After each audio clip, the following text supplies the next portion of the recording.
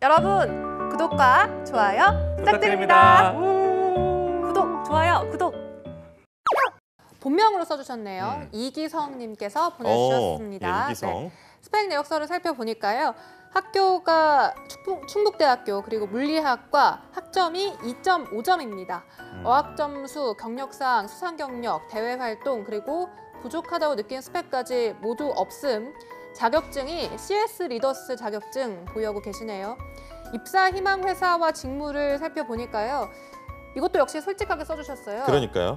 삼성 같은 대기업에 꼭 가고 싶습니다. 이유는 솔직하게 돈을 많이 벌고 싶어요 라고 적어주셨고 하고 싶은 말 제가 이제 23살 된 남자입니다. 그런데 군대를 다녀와서 이제 2학년이 되는데요. 방학 동안 뭐라도 하고 싶은데 어떤 것부터 해야 될지도 모르겠고 제가 커서 어떤 쪽으로 가야 되는지도 귀여워요. 잘 모르겠습니다. 찾아보니까 한국 사람 컴퓨터 쪽 자격증을 따라고 하는데 잘 모르겠습니다. 또 잘 모르겠네요. 네, 예. 방학 동안 어떤 걸 해야 되고 방학이 끝나도 앞으로 어떻게 해야 할지 알려주실 수 있을까요? 라고 적어주셨는데요. 23살 남성분 그리고 2학년으로 복학하며 대기업 취업을 희망하는 분의 사연 만나보셨습니다. 사실 이제 개학도 연기가 되면서 이제 방학이 좀 더 길어졌고 이 방학을 좀 더 어떻게 활용할 수 있을까라는 고민이 묻어나는 사연이었는데요. 먼저 차코치님께서 네. 이 사연 보시면서 어떤 생각하셨는지 알려주실까요? 일단 이분은 관리해야 될 요소가 크게 세 가지입니다. 네. 전공 관리, 학점 관리, 그리고 본인이 생각할 때 삼성까지 갈지 말지에 대한 관리. 이 세 가지 부분에 이렇게 짧게 말씀을 드리자면 기본적으로 본인이 만약에 삼성 같은 대기업군에 가고 싶다면 블라인드 전형이 아직까지는 아니기 때문에 학점이 지금보다 최소 1점, 평균 평점이 1.2 이상은 더 받아주셔야만 됩니다. 3.7 이상으로? 그렇죠. 꼭 3.7 이상이어야 된다는 커트를 말씀드리는 게 아니라 네. 어느 정도 본인이 전공에 그만큼 애착을 갖고 관리를 해주셔야 된다는 의미고요. 네. 만약에 지금 탈전공을 할 것 같다는 느낌이 들었던 게 바로 CS 리더스 자격을 취득하신 부분입니다. 이거는 제가 판단컨대 특정한 교양 과목을 수강하시면서 해당 교수님과의 어떤 수업의 결과물로서 이 자격을 취득했던 건 아닐까.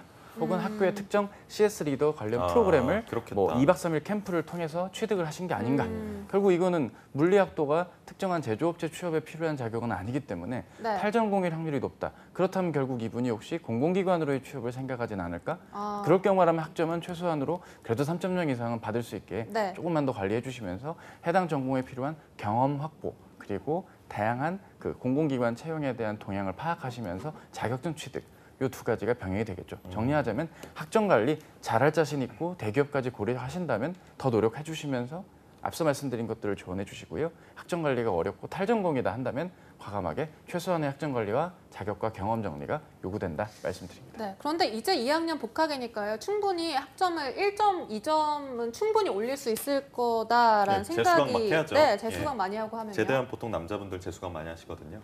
네. 홍 반장님 어떻게? 홍 반장님? 예. 네, 아까 차코치님이 이제 삼성을 생각을 한다면은 학점을 좀 올려야 된다 이런 말씀을 하셨는데 실제로 삼성 면접이 진행될 때 전공 학점이 좀 낮다면은 3점 초반대 이하라면은 네. 좀 면접이 좀 압박 면접식으로 많이 흘러가게 되고 학점이 높다면은 좀 면접 분위기가 좀 우호적으로 흘러가게 됩니다. 그래요? 이러한 면들을 반영해가지고 이제 삼성을 지원한다면은 학점 관리를 좀 하셔야 된다 지금 이렇게 말씀을 주신 거고요. 지금 이분이 이제 막 시작하는 23살 된 남성분이기 때문에 맞아요. 어떤 특정한 준비를 딱 해야 된다 이렇게 저희가 방향을 제안하기는 좀 그렇고 아무래도 좀 넓게 좀 기본적인 준비에 대해서 좀 말씀을 드려야 될 것 같은데 뭐 학점 관리 잘 하시고 그리고 필요한 뭐 컴퓨터 OA 자격증 지금 여기 뭐 컴퓨터 쪽 자격증을 따라고 하는데 이거는 지금 이제 시간이 여유가 되실 때 따면 좋겠죠. 네. 그리고 나중에 공공기관 지원을 감안한다면은 지금 고민하시는 한국 사람 컴퓨터 OA 따시는 거 괜찮습니다.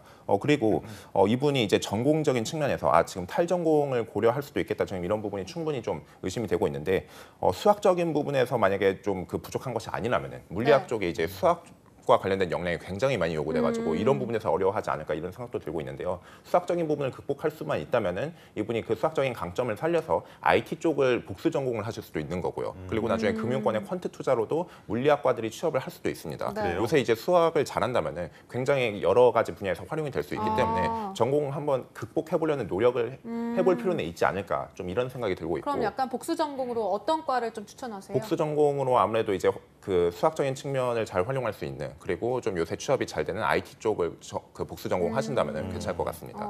IT 쪽에서도 이제 설계를 하는 데 있어서 수학적인 역량이 좀 많이 요구가 되고요. 모델링적인 측면에서도 활용될 수가 있고 그리고 제가 좀 약간 우려가 되는 거는 이분이 네. 이제 돈을 많이 벌고 싶어서 대기업을 가고 싶다 그러니까요. 좀 네네. 이렇게 말씀을 하셨는데 네. 직업 선택의 기준이 돈이 되어서는 나중에 본인이 이제 취업해서 직장 생활을 함에도 좀 불행해지는 결과가 있을 수 있습니다.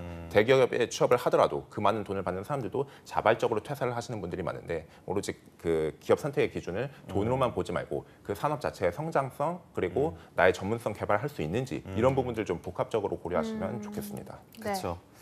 자, 그러면 일단은 돈 얘기를 하셨으니까 사실 궁금해하신 분들이 많으실 거예요. 어딜 가면 돈을 많이 벌 수 있는가?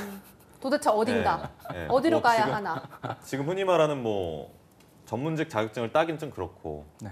전문 관련 학과에 들어가기도 그렇고 보통 이분이 뭐 좀 진출하실 수 있는 분야 중에서 돈이 좀 많은 리워드가 있는 그런 분야가 어딜까요?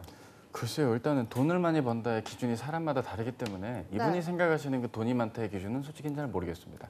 하지만 주요 대기업의 일부 사업부 그 일부 사업부의 인센티브 금액까지를 제외한다면 대기업을 다닌다고 해서 꼭 돈을 많이 버는 것만은 아니거든요. 그리고 한 시점에 돈을 많이 번다의 기준으로 혹시 판단을 하셨다면 인생 깁니다. 길게 한번 놓고 한번 생각을 해보십시다. 결국 누적적으로 직장 경험이 오래되고 길어질수록 본인이 받는 금액의 총액이 좀 더 커질 수도 있다는 면을 고려하셨을 때는 특정한 산업은 사실 사이클이 있고 주기가 있기 때문에 대기업보다는 오히려 사실 전문직이 돈을 더 많이 버는 것이 인지상정이겠죠.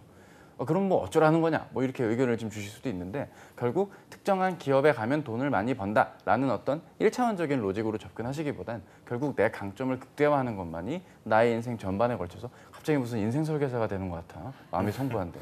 어쨌든 나의 인생 전반에 걸쳐서 내가 갖고 있는 강점을 좀 더 극대화하는 것만이 본인의 100세 시대 최고의 어떤 자금 확보 그리고 본인의 인생 설계 잘 꾸려나갈 수 있지 않을까 싶습니다. 만약에 제가 그걸 알면 네. 저도 지금 뭐 특정 대기업에 다니고 있지 않겠습니까? 하지만 나온 저희를 보십시오.